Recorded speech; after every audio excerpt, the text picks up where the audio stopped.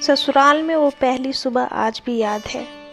कितना हड़बड़ा के उठी थी, ये सोचते हुए कि देर हो गई है और सब ना जाने क्या सोचेंगे। एक रात ही तो ने घर में काटी है और इतना बदलाव, जैसे आकाश में उड़ती चिड़िया को किसी ने सोने के मोतियों का लालच देकर पिंजरे में बंद कर दिया हो। शुरू के दिन तो यूं ही गुजर गए। हम घूमने बाहर चले गए। जब वापस आए तो सासू माँ की आंखों में खुशी तो थी, लेकिन बस अपने बेटे के लिए ही दिखी मुझे। सोचा शायद नया नया रिश्ता है, एक दूसरे को समझने में देर लगेगी, लेकिन समय ने जल्दी ही एहसास करा दिया कि मैं यहाँ की बहू हूँ।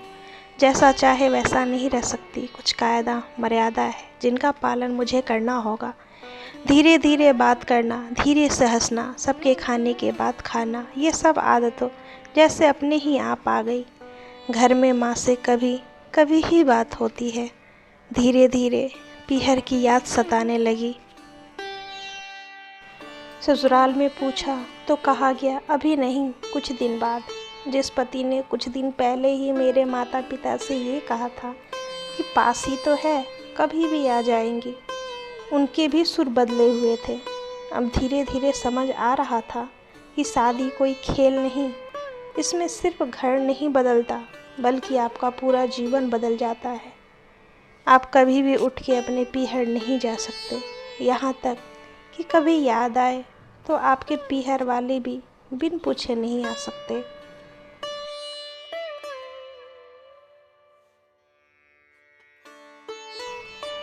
पीहर का वो अलहरपन, वह बेबाक हंसना, वो जूठे मुँह रसोई में कुछ भी छू लेना, जब मन चाहे तब उठना, सोना, नहाना, सब बस अब यादें ही रह जाती है। अब मुझे समझ आने लगा था कि क्यों विदा करने के समय सब मुझे गले लगाकर रो रहे थे। असल में मुझसे दूर होने का एहसास तो उन्हें हो ही रहा था, लेकिन एक और बात थी जो उनके अंदर ही अंदर परेशान कर रही थी कि जिस सच से उन्होंने मुझे इतने साल दूर रखा, अब वो मेरे सामने आ ही जाएगा। पापा का यह झूठ कि मैं उनकी बेटी नहीं बेटा हूँ और दिन नहीं छुप पाएगा। उनकी सबसे बड़ी चिंता यह थी कि अब उनका यह बेटा, जिसे कभी बेटी होने का एहसास ही नहीं कराया था, जीवन के इतने बड़े सच को कैसे स्वीकार करेगा। माँ को चिंता थी कि उनकी बेटी ने कभी एक गिलास पानी का नहीं उठाया, तो इतने बड़े परिवार की जिम्मेदारी कैसे उठाएगी। सब इस विदाई और मेरे पराये होने का मर्म जानते थे, सिवाय मेरे। इसलिए अब सब ऐसे रो रहे थे जैसे मैं डोली में नहीं, अर्थी में जा रही हूँ। आज मुझे समझ आया कि उनका रोना गलत नहीं था। हमारे समाज का नियम ही ये है, एक बार बेटी डोली में विदा हुई तो फिर वो बस मेहमान ही होती है घर की। फिर कोई कितना भी चाहे क्यों न कह ले कि ये घर आज भी उसका है। सच तो ये है कि अब वह कभी भी यूं ही बस अब उस घर जिसे मायका कहते हैं नहीं आ सकती।